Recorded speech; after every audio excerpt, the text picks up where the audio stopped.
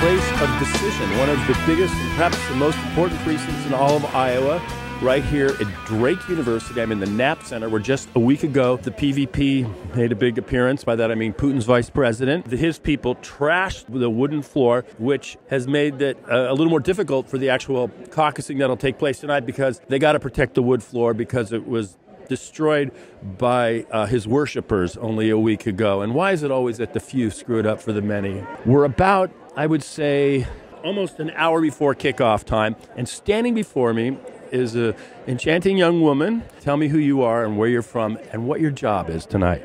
My name's Liz Wagstrom. I'm precinct captain for Precinct 62, Polk County Precinct 62.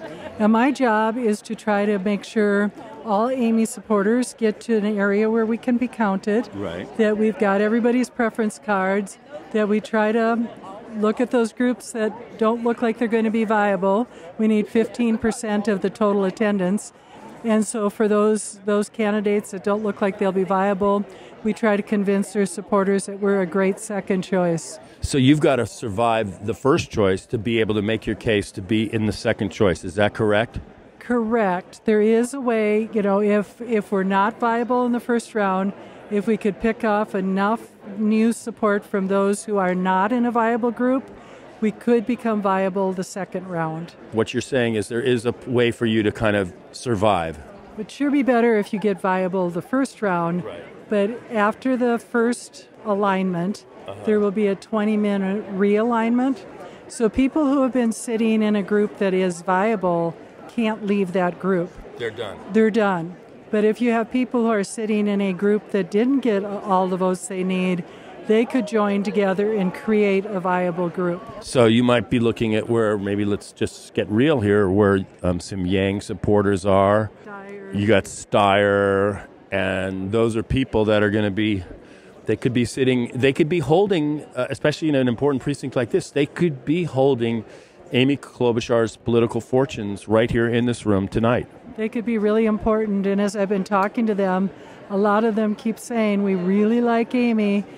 She might not be our first choice, but we really, really like her. So that's my job, is to try to convince them to like her enough to come join us. And there's a block of time where your persuasiveness is going to be put into play, but not before the first round, so to speak. Is that correct? Well, I'm still trying in the first round, so you might see I'm over here next to the Warren supporters, because they'll have more than enough. So can I pick off or ask some of them to come join us? So we'll have really two strong women in the race. And do you know already that she has more than enough? Can you see them? Are they here? Is it clear already? Well, they've assigned her 400 seats, and you'll probably need 150 to 180 to get to 15%. So we clearly expect her, or the organizers clearly expect, she will be viable. So that's kind of why I'm standing over here like a vulture, trying to talk to people and convince them that we need to have more candidates than less. Well, you don't look like a vulture. You look like a much more charming bird than a vulture, okay? You mentioned something to me just shortly before we started speaking, is that you are or were a Republican. Yeah, I've caucused as a Republican. Well, actually, my grandfather was a Republican legislator in Minnesota for almost 30 years. I've always been a Republican, and I did not vote Republican in the last election. 2018 or 2016? 2016. Do you think you'll be able to survive in the Democratic Party if, for example, Bernie is the nominee or Elizabeth? That's going to take some rethinking on my point of view. Stepping away from a party I've been in for 40 years was very difficult. And now I just have to rethink, what that future looks like depending on who the candidate is.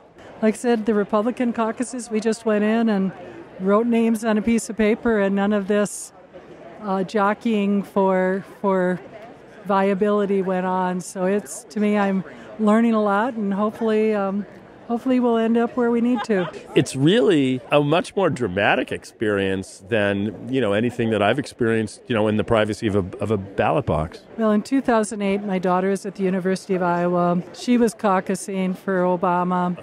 I was caucusing for McCain, and she's calling me from her gym, hooping and hollering and talking about how much fun it was. And I'm like, we're just writing names on a piece of paper.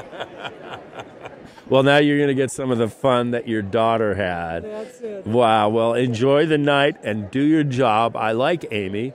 She has a very folksy, empathetic quality. There's a fighter in there. I'd like to see her advance and move forward in this game of musical chairs, because they're going to be pulling out some chairs after this evening. So good luck to you. Thank you so much. Yeah. So I'm making my way around Knapp Arena, and I noticed that Drake had an NCAA national championship basketball team in 1969, or they made the Final Four, okay, because I don't think they got past UCLA. 70, the Elite Eight, 71, the Elite Eight. So this was at one time a basketball power. I don't know if it is so much anymore, but now I'm approaching Bernie's section. It's still early, so there are not that many Bernie committed people. So you guys have already made your call for Bernie, is that it?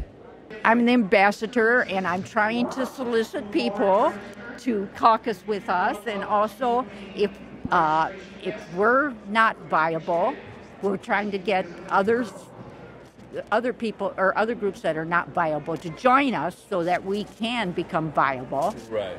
And also, even if we are viable, we will go to the others to try to get more so we get more delegates. Now, who's authorized to be persuasive? Is it only one person, the captain, or anybody can go and corral undecided or someone? Oh, no, anybody that's in this caucus can go talk to right. somebody else. Now, if we are viable, we have these preference cards we have to fill out. Uh-huh. That is a change this time. Right. And part of that is to lock in the count. So if we're viable, we cannot go to another or to another caucus. You're locked. You're locked in. Okay. So once your viability is affirmed, you're done in terms of your choice. That's locked in. You can actually go home, I guess. Yes. That's as long as they got the count. They got the count. If Bernie was single and Elizabeth was single, maybe they could just get married and then combine their resources. Elizabeth... they're both happily married. Yeah, I know. Well, still, it might be... Thank you. Yeah, Okay, now I'm walking down... These are very good seats. If there was a basketball game, this would be great seats. But here I am amongst Pete's people. Are you feeling viability tonight? Well, right now we're all just sitting in chairs lined up facing a basketball court waiting for the game to start. So yeah, well, it'll be a good game. Yeah, really. It's a game, it holds about, 8,000 people, but the whole country's watching. So this is one of the most critical precincts, I guess, in all of Iowa. So here, we're one of the two largest in the state. What made you pick Pete? I think it's time that we go with a much younger leader, somebody who has some great ideas, but isn't stuck in the old ways. So let's see what can happen. Yeah. Well, he's going to get, it's an amazing story to me. It's probably the biggest story of the whole political season, how somebody really from the back of beyond, really, you talk about political obscurity, the mayor of South Bend. The only thing you really get out of South Bend is a Heisman Trophy. So, yeah, that's a lot, but here he is in the mix for the presidency, at least the nomination. So it's pretty impressive. Yeah, definitely. And it's an important year. We have to nominate somebody who will win. I saw Pete in Council Bluffs. He's very impressive. We actually saw him this summer in, we saw him at a coffee shop. And it was a fairly large coffee shop. It was jammed with a couple hundred people in it. To see him. And my daughter was in from Washington. She wanted to see a campaign event, and that's where we wound up. I was really impressed. I was kind of poised to be impressed anyway. Well, thanks. Thank you. Yeah. Check out the podcast. A Rebel. Without applause. Yes, the story of my life. No applause. Feeling confident about Pete's chances here tonight? Somewhat. Yes. Yeah. How did you come to pick Pete? Well, I feel like he is fairly moderate. I think he's super smart. I like that he admits when he's made a mistake and he doesn't make a lot of excuses for it. He just says, we can do better and we will do better. I also feel like there's been this idea that he's not reaching into minorities, but actually he's doing a better job than most of getting to the bottom of what some of the minority issues are from a systemic perspective. perspective and not just skimming the surface. When did you come to your conclusion? Recently or a month ago?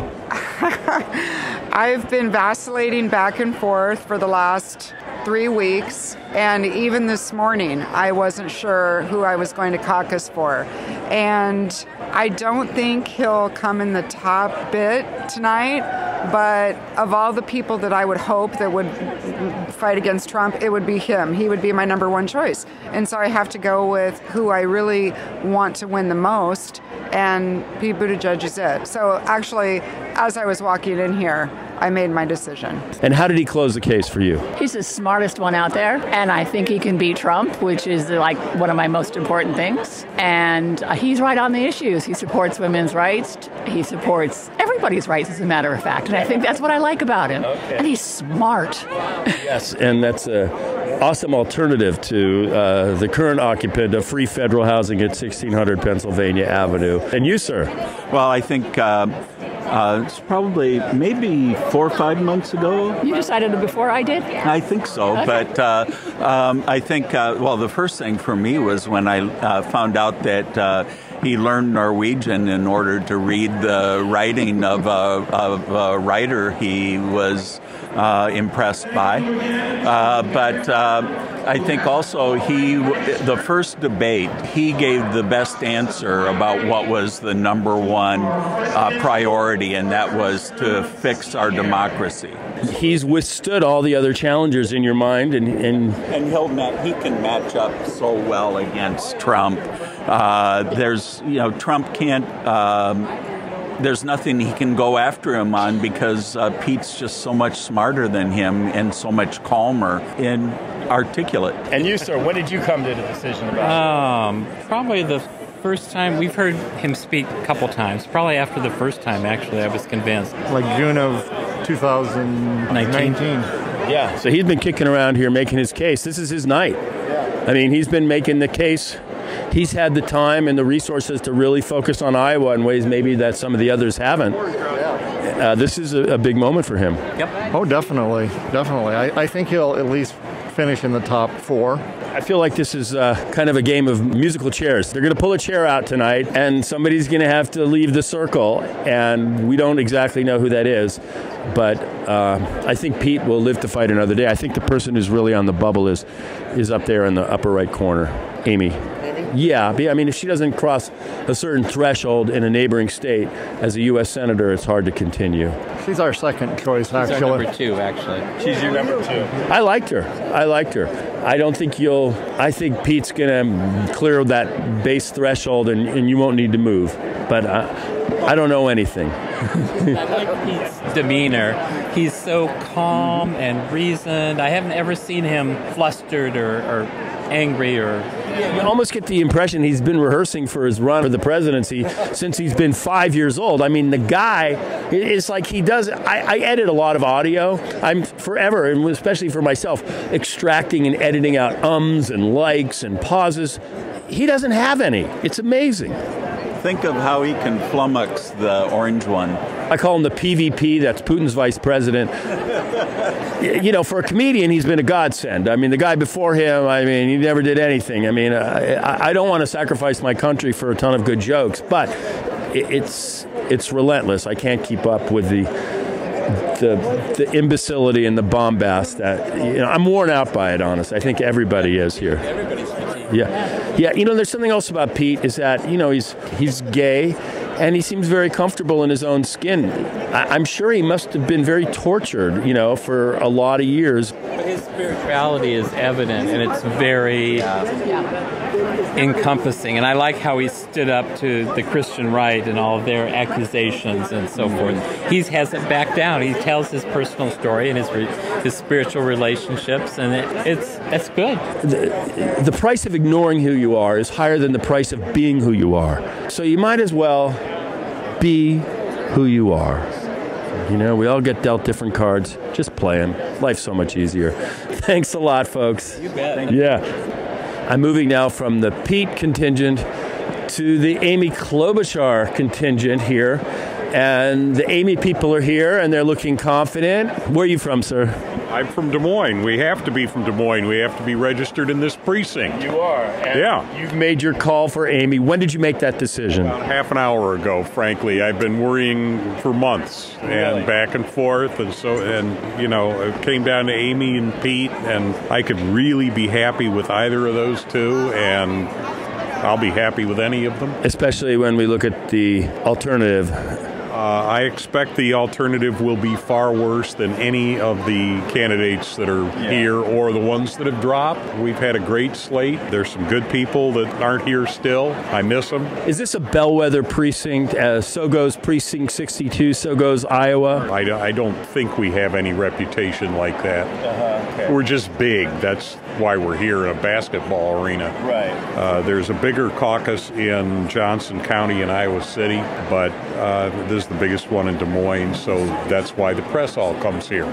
Well, I'm looking at the cluster of Amy folks here, and hopefully she'll live to fight another day, which I think is the name of the game here. 15% rule will come into play, perhaps, and so we'll see. Please start migrating to whichever presidential.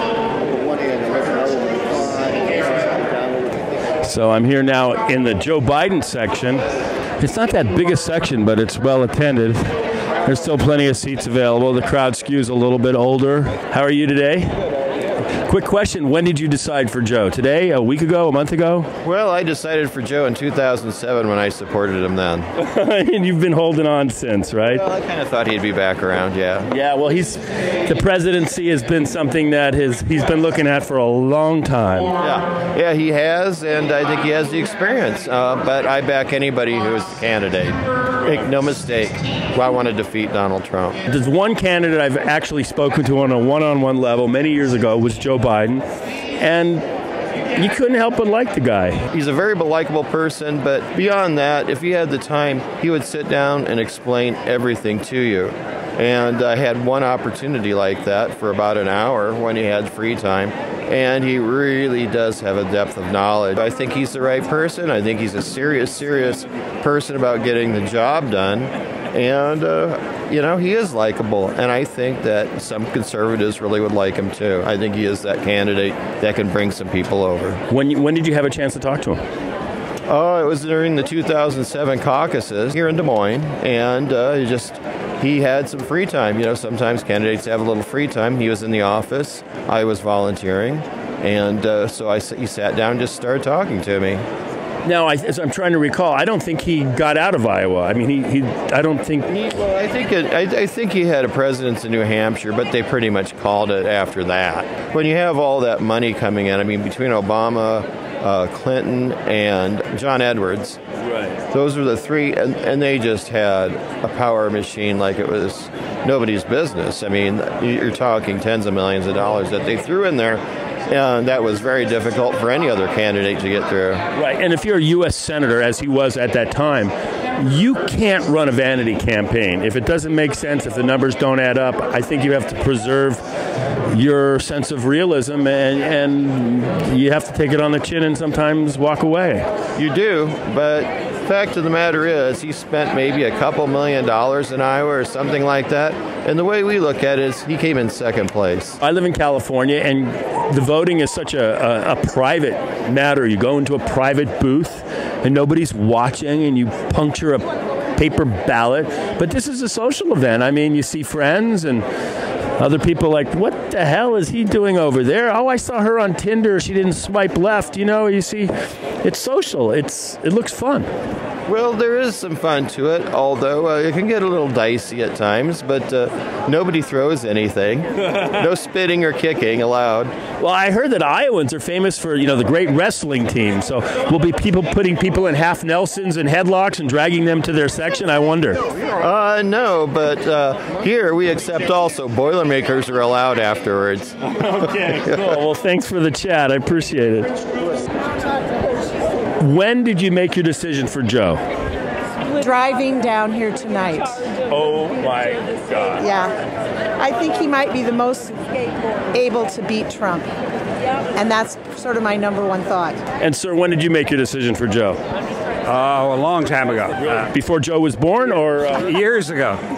Years ago. So you went for Joe before Joe even declared for the presidency. Is that right? Sort of, yes. Yeah, you could say that. We're just hoping that Barack and Michelle come out for him at the last minute and to turn the tide. Clearly, if and when he's nominated, you can bet that Barack will be there.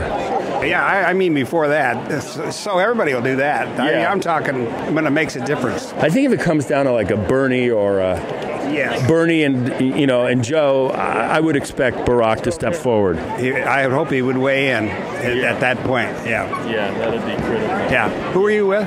I'm with a podcast called A Rebel Without Applause, and I live in Los Angeles. What part of L.A.? Hollywood. Where the signs are. I live right under the sign. Oh, nice. In Beechwood Canyon, right there. That's my home.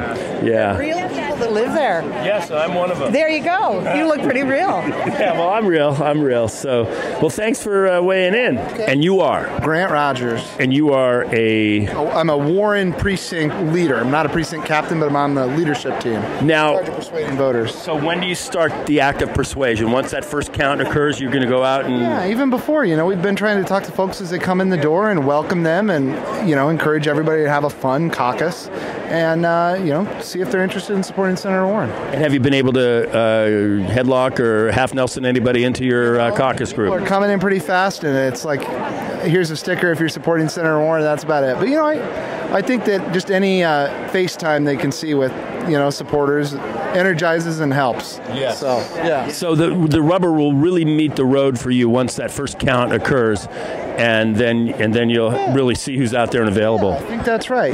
Once that happens, then it's about going and meeting folks whose candidates weren't viable and having some friendly engagements and neighborly conversations and hopefully bringing them over to Senator Warren. Now, as you look around this room, how many of these people do you know or you've seen or are familiar to you? It's a lot of coworkers, a lot of neighbors. Maybe not half or even 25%, but a lot of friendly faces tonight. Yeah.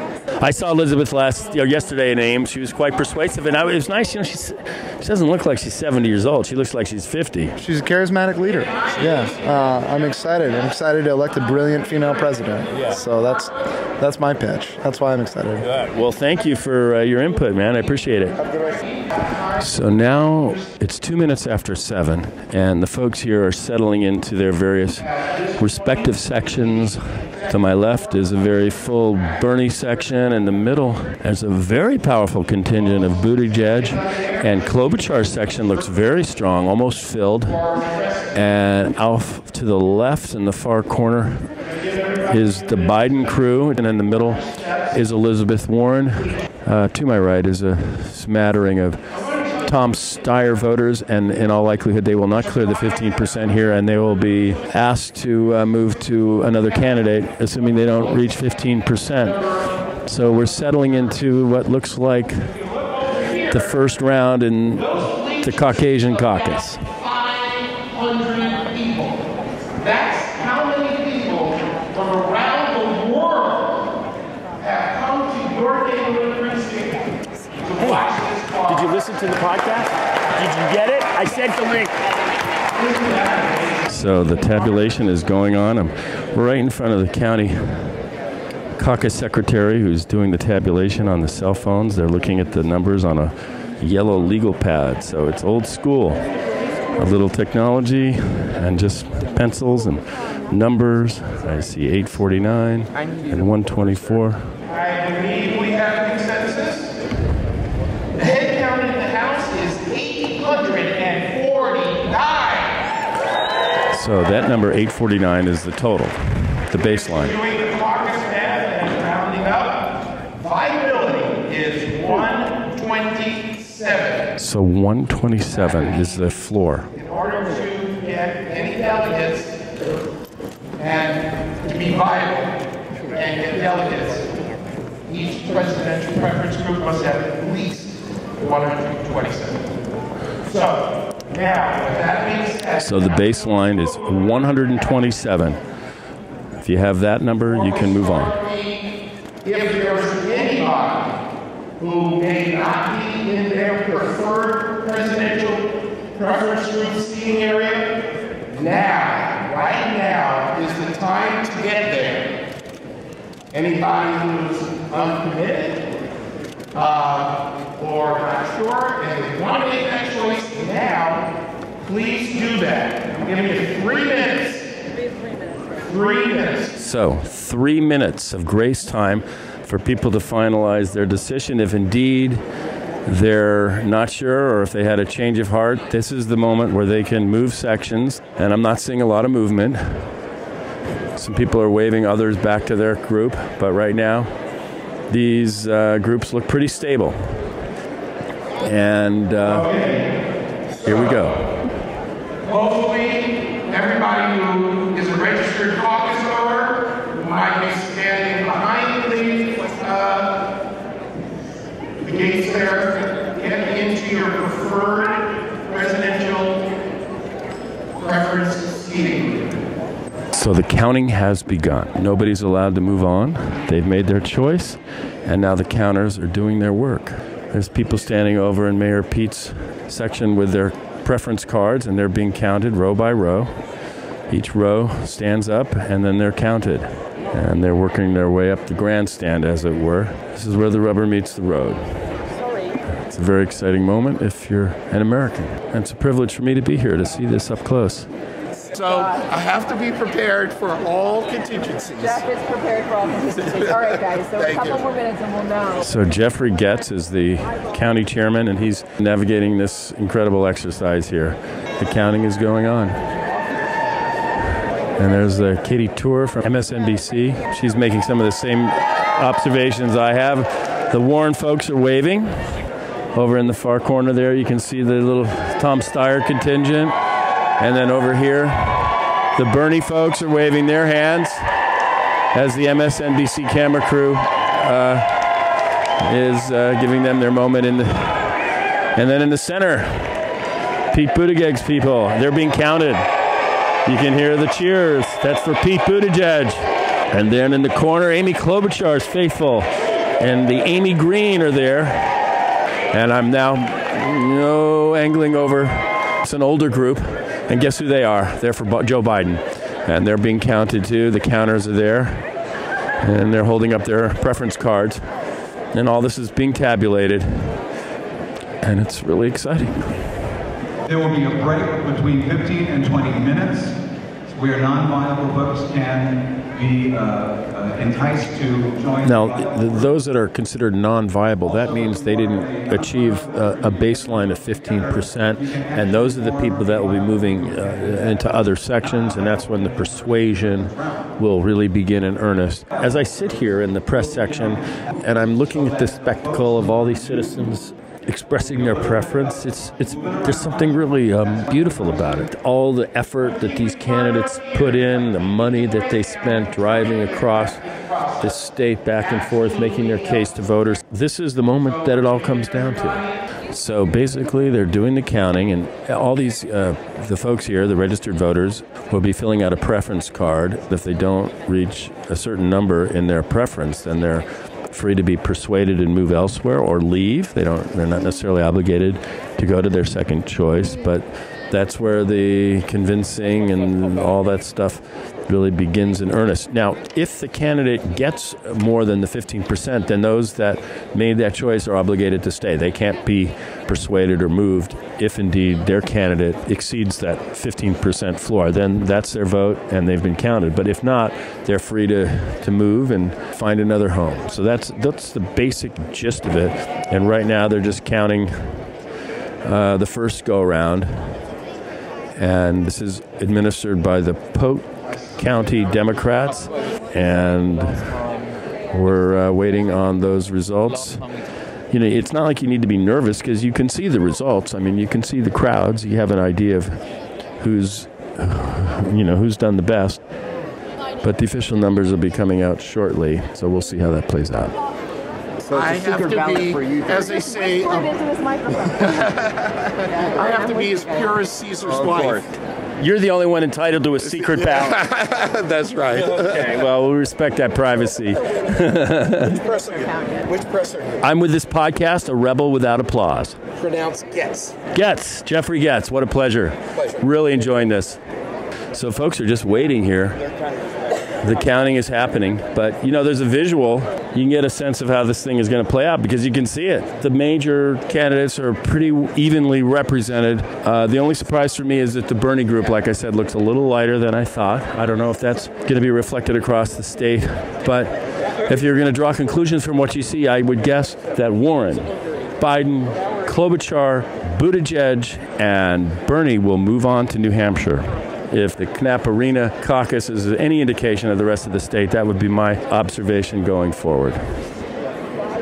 And we're waiting on the numbers right here. The tension is palpable here. Okay, thank you again. Thank you all for being very, very cooperative. I know it's a very, very repetitive process, but I thank you very much. Okay, beginning with uncommitted. We have 7 uncommitted. They are not viable. Tulsi Gabbard has 2 votes, and that group is not viable. Tulsi Gabbard, not viable. 28, that's not viable. Once again, the viability threshold is 127. 127, Andrew Yang. Steyer, 26. Steyer Purpose Group is not viable. Not viable, Tom Steyer. The following 5 are all viable. Biden, 131. Biden, 131. Made the cut. Please hold your applause. We want to get this done. Warren, 212. 212. Elizabeth Warren showed strong, 212. Amy Klobuchar, 140. 140. Amy Klobuchar lives to fight on. Buttigieg, 172. Very strong. Pete Buttigieg, 172. Bernie Sanders, 129. Bernie Sanders, 129. 2 above the cut. Klobuchar, Warren, and Biden are viable groups. So viability has been established. Warren, Biden, Klobuchar, Buttigieg, and Bernie by the skin of the hair on his head. So now, those who have the opportunity to make a second choice must indeed make it. I see some folks there over with Pete Buttigieg. He's getting a few more. There's people there migrating towards Pete from the other campaigns.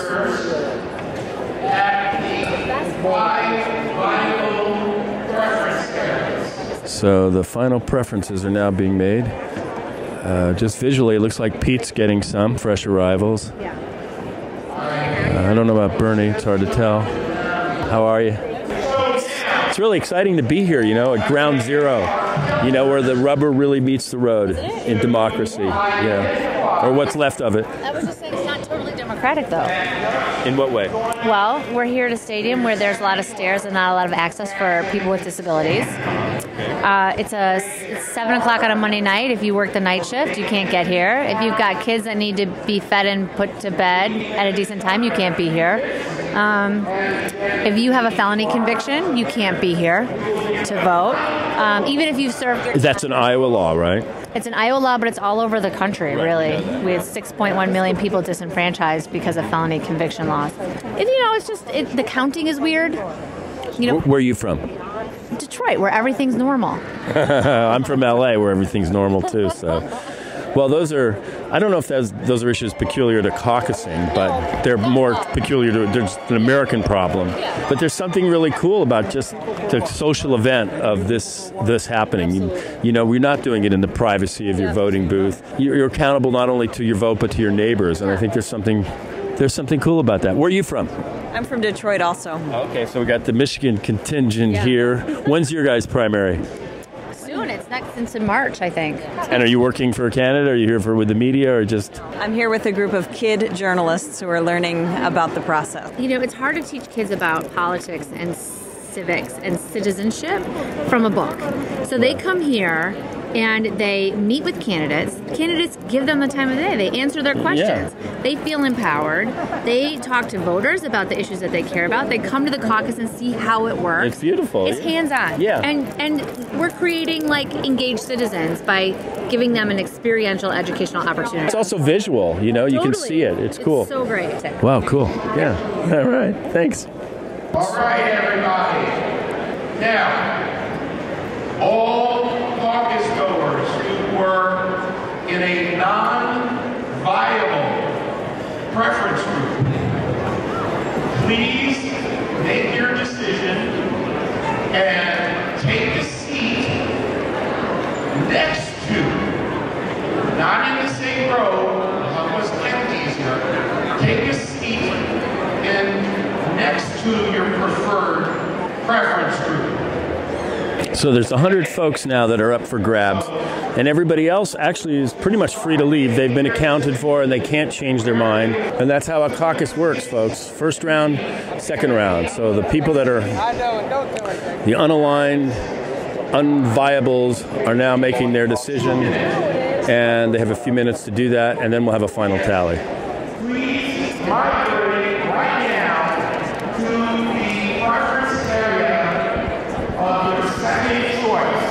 I'm going to give everybody 2 minutes. So Jeffrey Getz, in charge of the local Democratic Party here in Polk County, has offered up 2 last minutes for those undecided or those unviable voters to make their second choice, and that will shift the tallies. There's 100 folks up for grabs here, and they need to make a second choice, or they don't have to. They can remain uncommitted. Most of the caucusers have vacated, but there's a lot of disappointment that happens on nights like this. People align with candidates, they get emotional, and then they don't show up or they don't prevail, and it's disappointing. So there's a huddle here, a scrum. The chairman and the secretary are overlooking the numbers, and the second choice ballots are here. Katie Tur from MSNBC is hovering over the results, and I'm here on the other side of the bench looking and waiting for those numbers. So here we go. What about Joe? Where's Joe? Where is Joe? Do we have any from Joe? So I'm looking at the add-ons. Looks like Buttigieg got plus 22, Biden got plus 5, Klobuchar got another 9, and Warren got 4, and Klobuchar got a plus 7. So it looks like Pete made the biggest haul here. But I'm looking over the county secretary's totals on a legal pad as he adds up the numbers for this caucus. Here we go.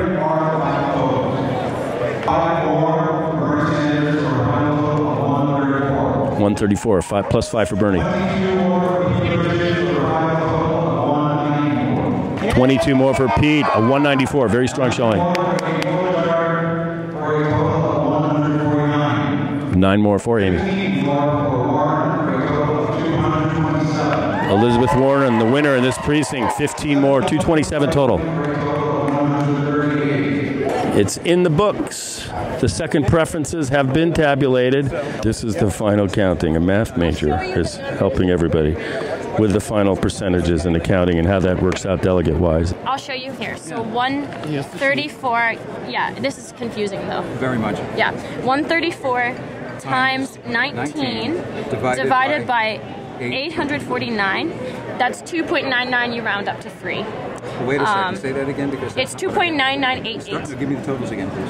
Okay, 134. 134. Yep, times 19. Times 19. Yep. Divided by 849. You have to do 130. Oh, it doesn't matter. 849 times 849. That's 2.9988. That's $3. Okay. Yep. Okay. Then. This is why math matters, folks. 94 times 19. Times 19 divided by 849. Divided by 849 That's is 4.3. Yep. So you round down. Round down, so it's 4. 4. Klobuchar. 149 times 19 divided by 849. Yep. Is you still round down? Yep. Hi, my name's Jeff Getz. Yep. And I'm okay, Warren is 227. My daughter's Talia. Times 19. Times 19. Divided by 849. Talia. Yep. Ari. We get 5. Your dad's doing a great job here. 5.080 you round down. And then and you add them all together. 3, 3, 7, 10. What do you think? You're going to 15. Now, we're 1 short. Wait. 3, 4. 7, 10. So this is the delegate count, a mathematical formula that arrives at who gets the most delegates. And as I'm looking at that little piece of legal paper, you can see Warren in the lead, Elizabeth with 5, Buttigieg with 4, Sanders with 3, Klobuchar with 3, and Biden with 3. So that's how it works out delegate-wise to the, I guess, county convention. She had the formula. I'm not at math. All right. I like math. Okay. Give it 2 minutes. We're almost done. You have 19 delegates, right? So 19 delegates. So those numbers, the 3s and the 5s, those are delegates. And they're delegates to a county convention? County delegates. They go to the county convention. Right. And that occurs soon, right? March. I got, yeah, in a couple of weeks. And then you go to the county, to the state, and that's where the national... Well, first is the 3rd Congressional District, and then the state convention. Okay, so you get the county, district, and then state. And then those delegates will be apportioned... to the DNC, the national convention. Right, but people today, after this, will be able to figure out who got how many delegates. I mean, that's ultimately, people will be able to know. That's what we're doing. We're providing the raw totals. We've announced the raw totals. Right. And they're doing the math right now to allocate those 19 among the 5 preference groups. Right. So the big news tonight is 5 folks are coming out of this precinct with momentum. 5. Right. Usually it's 2, 3, 4 occasionally. We have 5 tonight. And now I'm curious to know how this Precinct 62 is a bellwether precinct in terms of being able to predict what happens in the rest of the state. I have no data to support that, but what I can tell you, it is historically, since at least 2004, which was my first caucus that I co-chaired, it has historically been one of, if not the largest precinct caucuses in Polk County. In Polk County, but not necessarily the state. Correct. There's going to be some large ones in Ankeny. Mm-hmm. There's always large ones at the University of California. That's where I went, by the way. I went to UC Santa Barbara. I went to Berkeley. Okay. Thank you so much. That was the county chairman, Jeffrey Getz, offering up the explanation of political accounting in Iowa. But people will be able to know after tonight, really, what the score is. And that's the point of it. You're from California? Yeah, I'm from California. And you from Iowa? California. Oh, really? Santa Barbara. Oh, okay. And you're just visiting for the caucus? You're working for a candidate? Well, tell me. We just came for the caucus like we did 4 years ago. For the spectacle, or you're here to work for a candidate? Just to watch it. Watch democracy in action. It's thrilling, isn't it? It is incredible. Yeah, I got choked up. How long you been here? I've been here about 3 days. Did you watch the candidates before the caucus? Oh, yeah. I saw Pete, I saw Bernie, I saw Joe in Cedar Rapids, I saw Pete in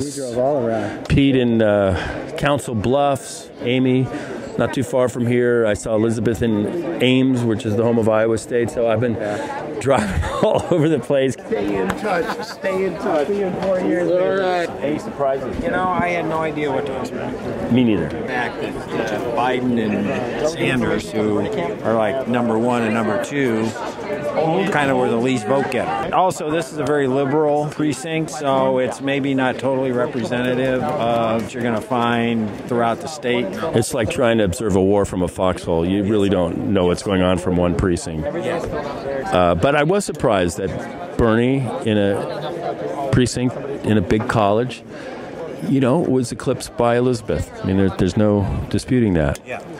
I'll tell you, if there was a surprise, I don't know if it's a surprise, but Buttigieg. And not only did Buttigieg do well, but in the second round, he got the most of the second choice votes. Well, he's when they had this, and I can't remember the name of it, this dinner a few months ago where they had all the candidates, and he was probably the most well-organized candidate at this dinner because they brought in all the candidates to speak. Buttigieg is the walking PowerPoint presentation. I've never seen anybody like that. I mean, I don't know. The guy must have been incredible in school, I swear. So it doesn't surprise me that Warren and Buttigieg were the top vote getters. Yeah, they were. Is 1-2. Yeah, 1-2. Buttigieg is 4. There we go. Third time. The Klobuchar 4.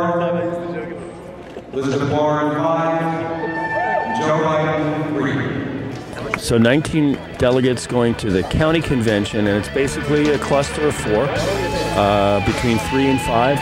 3 at the floor and 5 at the top to Elizabeth Warren, Buttigieg with 4, and Biden with 3, Bernie with 3, and Amy Klobuchar with 3. So that's how it breaks down here in Precinct 62, right here in Des Moines, Iowa. And with that, I'm going to say namaste, shalom, and aloha.